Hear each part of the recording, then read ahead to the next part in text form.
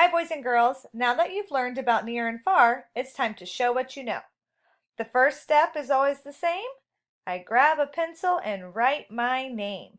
So if you don't have a pencil, pause this video and go and get one. Now you need to listen closely to each question. Number 1. The sun and moon look small because they are A, very tiny, B, far away, or C, close to me. I will read this again. The sun and moon look small because they are A, very tiny, B, far away, or C, close to me. Circle the correct answer.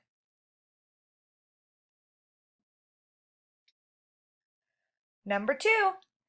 If something is close to me, it looks A, small, B, far away, or C, big. If something is close to me, it looks A, small, B, far away, or C, big. Number 3. If something is far away, it looks A, small, B, far away, or C, big. If something is far away, it looks A, small, B, far away, C, big. Number 4. An airplane looks blank when it's in the sky. Which word should go in the blank?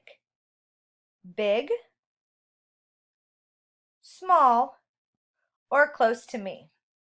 I'll read this one again. An airplane looks big when it's in the sky. Circle A if you think so.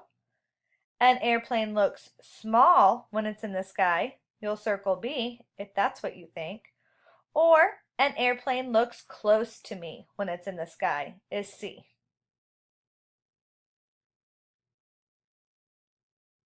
Number 5.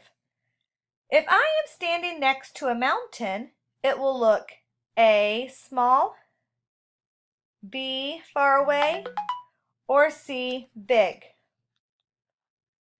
If I am standing next to a mountain, it will look A, small, B, far away, C, big. Circle the correct answer. Now this bottom part, you're going to be writing in some answers. You're going to write 3 things on this side that show things that are near you. So look around you and write down 3 things that are near you. Pause the video until you're done with that.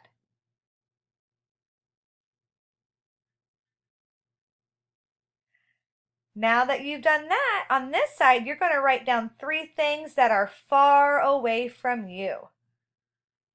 Choose 3 things and write them down that are far away from you.